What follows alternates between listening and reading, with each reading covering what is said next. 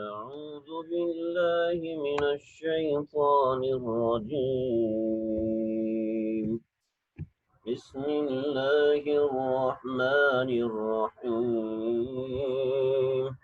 إن الله لا يستحيي أن يضرب مثلا ما بعوضة فما فوقها فأما الذين آمنوا فيعلمون أنه الحق من ربهم وأما الذين كفروا فيقولون ماذا أراد الله بهذا مثلا يضل به كثيرا ويهدي به كثيرا وما يضل به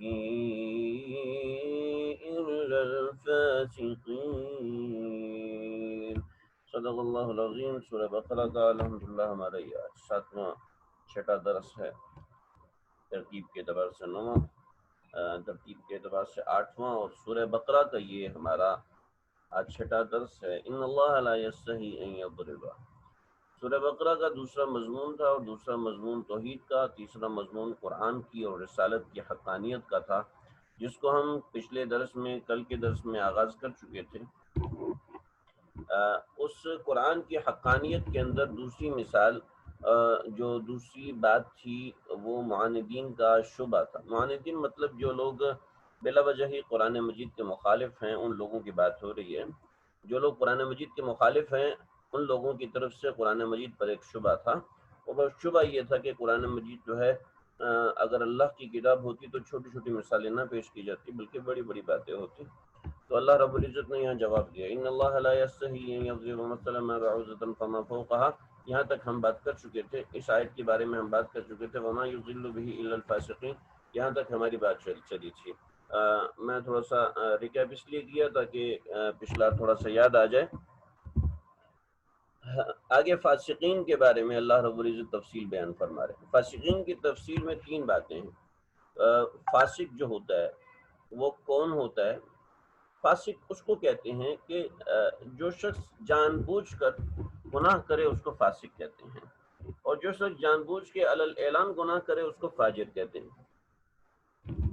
یہاں پر فاسق سے مراد کافر ہیں. فاسق سے مراد ہر فاسق یہاں پر مراد نہیں، یہ یاد رکھیے، بلکہ فاسق سے مراد یہاں پر وہ لوگ جن کے عقائد کفریہ ہیں، جو کفر کی طرف راغب ہیں. تو اللہ رب العزت ان کی 3 باتیں بتا رہے ہیں. نمبر 1، ان کے اندر فقدان قوت ایمانیہ، یعنی قوت ایمانیہ ان میں نہیں ہوتی، اگر ہوتی ہے تو بہت زیادہ کم ہوتی ہے. دوسرے ہے ان کے اندر فقدان ہوتا ہے قوت نظریہ کا، وہ کوئی نظریاتی قسم کے لوگ نہیں ہوتے، بلکہ جہاں ان کا پیٹ بھرتا ہے بس اس کی طرف ہو جاتے ہیں، جہاں سے ان کی تعریف ہوتی ہے بس اس کی طرف سے ہو جاتے ہیں، جہاں ان کو لوگ خوش کرتے ہیں وہ ان کے ساتھ ہو جاتے ہیں. قوت نظریہ نہیں ہوتی، کسی نظریے کے تحت وہ لوگ آگے نہیں بڑھتے زندگی کے اندر. یہ فساق کی ایک علامت ہے. پھر اس کے بعد فقدان ہے قوت عقلیہ کا، وہ اپنی قوت عقلیہ، جب نظریہ نہیں ہوتا تو وہ قوت عقلیہ کو بھی استعمال نہیں کر پاتے. یہی اللہ رب العزت نے یہاں 3 باتیں بیان فرمائی. تو فاسق کی تفسیر میں اللہ رب العزت نے 3 چیزوں کا ذکر فرمایا.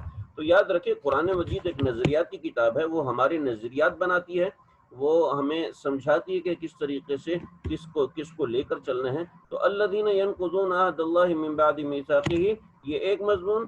وَيَقْطَعُونَ مَا أَمَرَ اللَّهُ بِهِ أَن يُوصَلَ، یہ دوسرا مضمون. اور تیسرا مضمون وَيُفْسِدُونَ فِي الْأَرْضِ، یہ تیسرا مضمون. اور پھر اولئک هم الخاسرون، یہ ان کا انجام اللہ رب العزت نے بیان فرمایا. تو الذین ینقضون عہد اللہ، یعنی ان کی قوت ایمانی ٹوٹی ہوئی ہے. الذین ینقضون عہد اللہ، کہ وہ لوگ ایسے ہیں جو کہ توڑتے ہیں اللہ تعالیٰ کے وعدے کو، من بعد میثاقہ، بعد اس کے کہ ان کا وعدہ جو ہے پکا ہو چکا تھا. اپنے وعدے کے پختہ ہونے کے بعد بھی وہ اللہ رب العزت کے کیے ہوئے وعدے کو یہ توڑ دیتے ہیں. الذین ینقضون نقض کا مطلب ہے توڑ دینا، عہد اللہ، اللہ تعالیٰ کے عہد کو. عہد اور میثاق کے بارے میں کل ذکر کر چکا ہوں، امید ہے آپ کو یاد ہوگا. وَيَقْطَعُونَ مَا أَمَرَ اللَّهُ، اور اگر یاد نہیں ہے تو کوئی بات نہیں، پرانے درس کو نکال کے سن لیجئے، انشاءاللہ سمجھ میں آ جائے گا. اور جن حضرات نے پرانا درس نہیں سنا، کوئی بات نہیں، وہ پرانا درس لے لیں اور پرانا درس جو ہے وہ سن لیں، انشاءاللہ سمجھ میں آ جائے گا. خیر مجھے اتنا سمجھانے کا ملکہ نہیں ہے، اتنا اچھے سے سمجھانا نہیں آتا،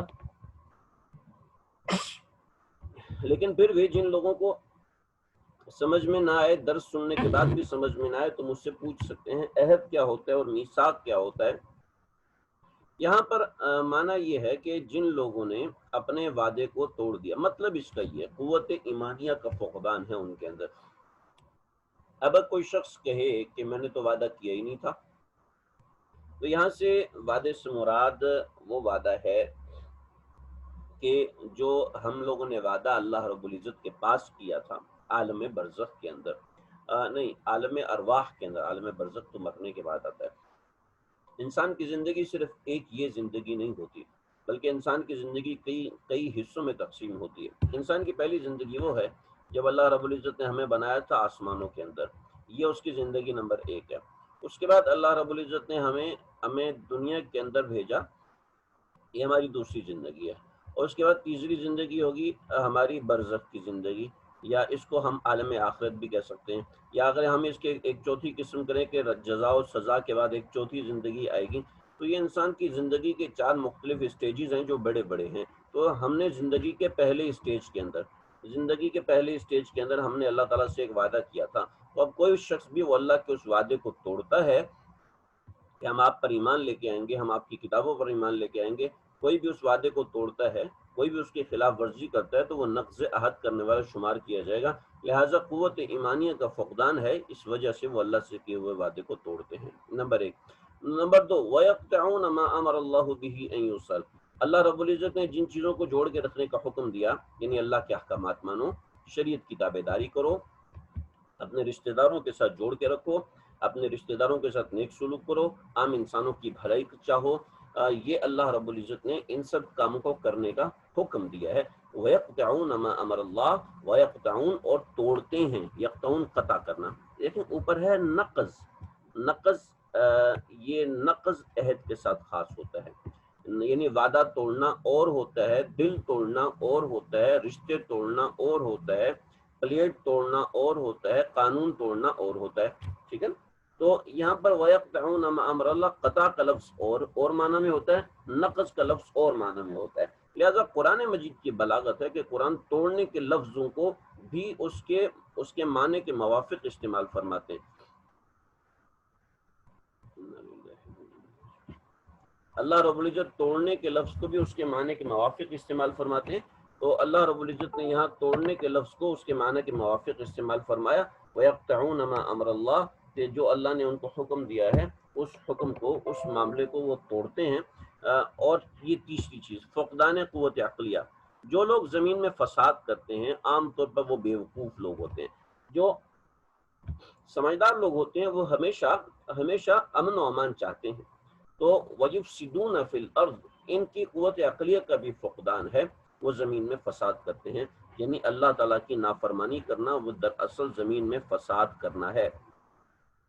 دیکھیں میں نے اس کی تفصیل کسی بھی جگہ بیان نہیں کی ہے، نہ کہیں درس قرآن میں کی ہے اور نہ کسی اور موقع پر کی ہے۔ مجھے اس کے حوالے سے کسی موقع پہ بات کرنی ہے۔ علامہ ابن قیم جوزی رحمۃ اللہ علیہ کی اس موضوع پر پوری کتاب ہے کہ فساد فی الارض یہ فسق کے ساتھ کیسے جڑا ہوا ہے، یہ تھوڑا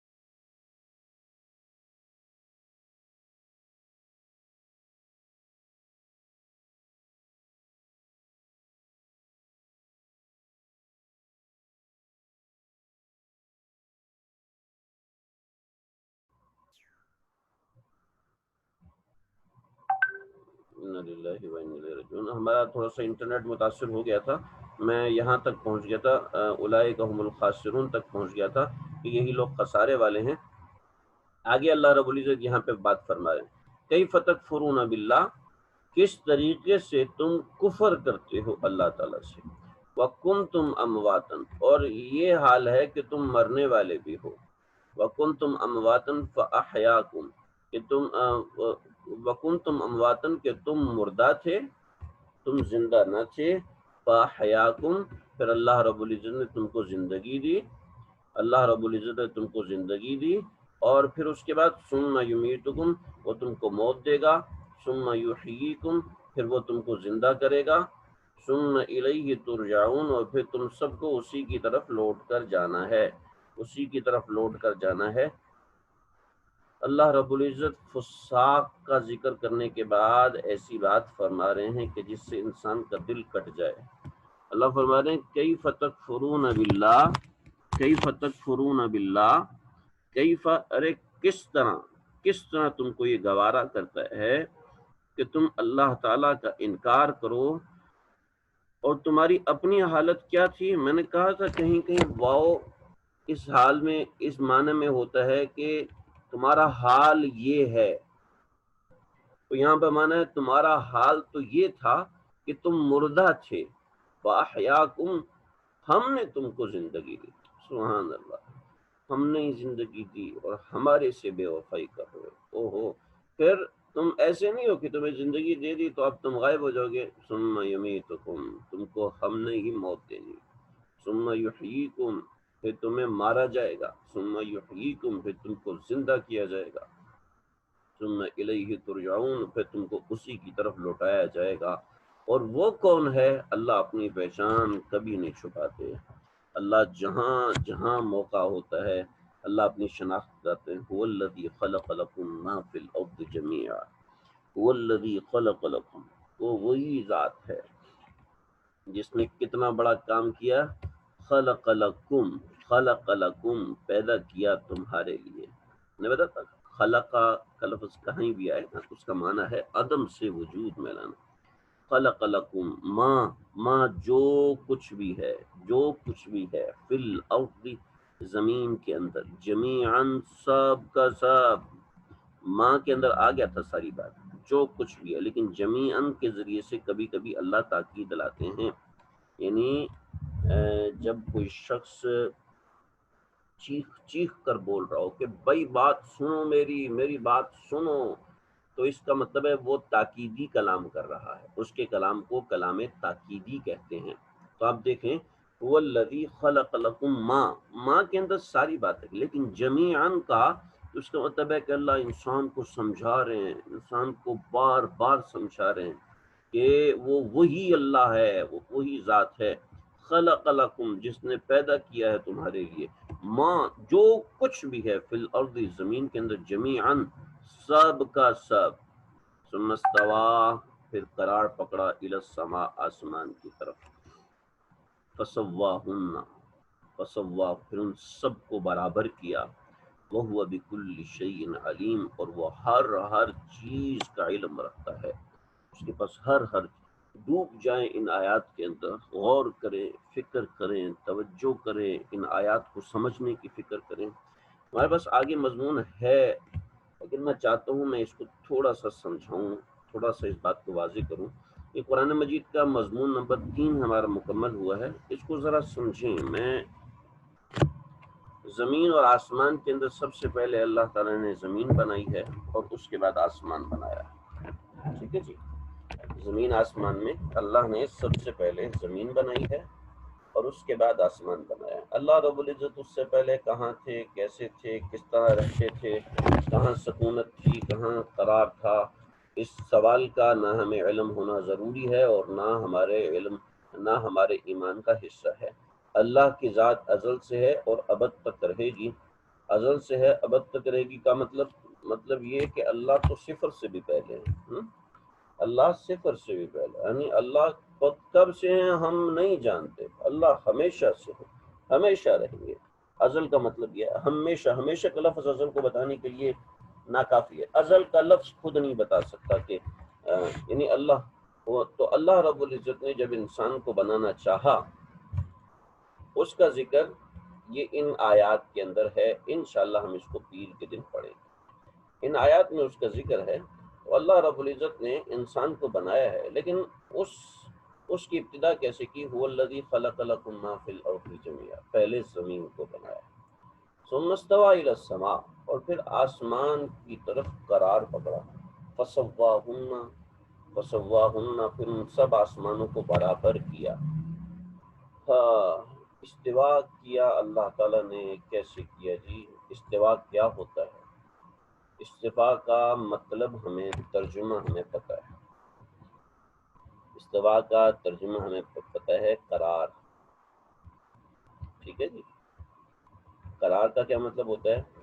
قرار کا مطلب یہ ہوتا ہے کہ آپ گھر میں پہنچ گئے تو یہ قرار پکڑ لیا، آپ دکان میں پہنچ گئے، دفتر میں پہنچ گئے تو قرار پکڑ لیا۔ لیکن آپ مجھے بتائیں، آپ گھر میں پہنچے ہیں تو یہ کچھ اور ہوتا ہے، آپ سبق کے آخر میں پہنچے ہیں تو یہ کچھ اور ہوتا ہے جی۔ آپ گھر میں پہنچے ہیں تو یہ پہنچنا کچھ اور ہے، اور آپ دکان میں پہنچے ہیں تو یہ پہنچنا کچھ اور ہے۔ آپ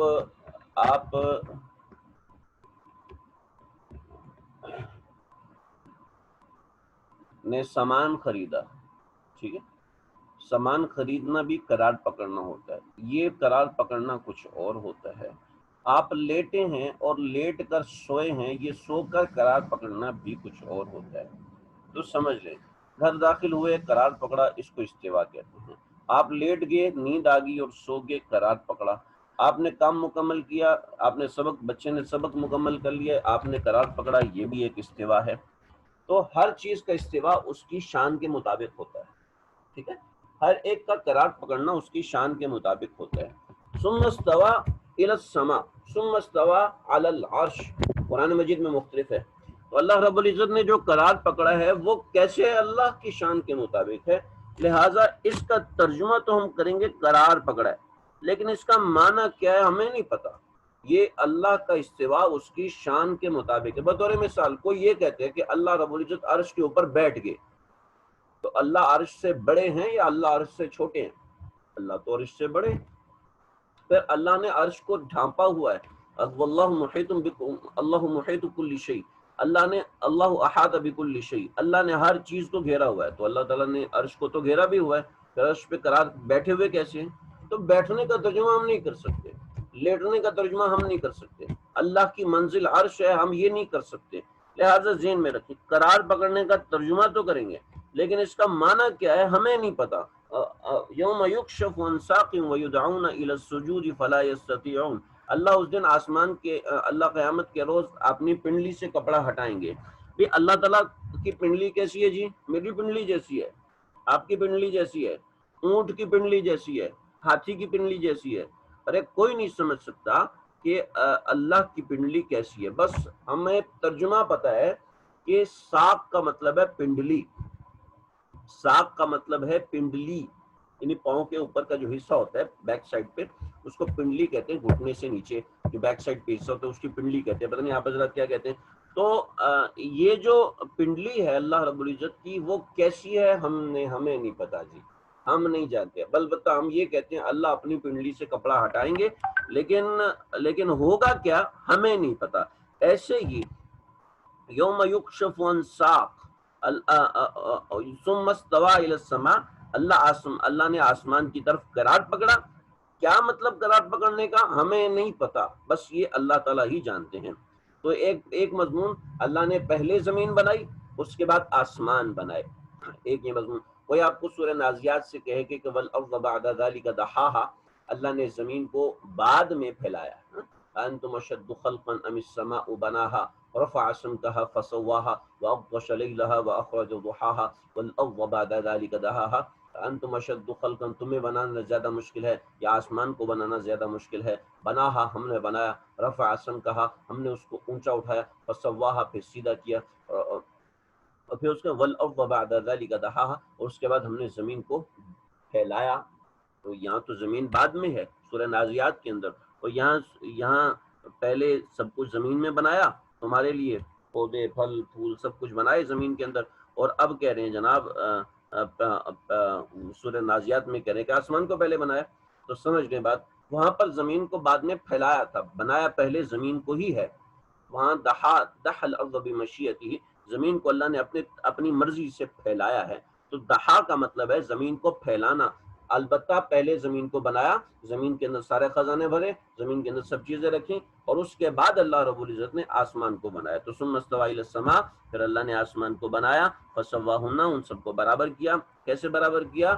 یہ انشاءاللہ ہم کہیں نہ کہیں پڑھ لیں گے. وہ بکل شیء علیم، اور وہ ہر چیز کا علم رکھنے والا ہے. اللہ تعالیٰ مجھے آپ کو، اللہ ہم سب کو قرآن فہمنے کی، قرآن سمجھنے کی توفیق عطا فرمائے. ان آیات کو بار بار پڑھیں، اپنے دل میں اتارنے کی فکر کریں، اپنے دل میں، اپنے دل کے اندر سے سمجھنے کی کوشش کریں. ان آیات میں اللہ رب العزت ہم کو سمجھانا کیا چاہتے ہیں، ہم سے کہنا کیا چاہتے ہیں، ہم سے ارشاد کیا فرمانا چاہتے ہیں. آج اللہ یہ ان آیات سے مجھے کس طرح مخاطب فرما رہے ہیں، اس کو سمجھیں. اللہ سمجھنے کے عمل کرنے کی توفیق عطا فرمائے. وصلی اللہ تعالی علی خیر خلقہ محمد.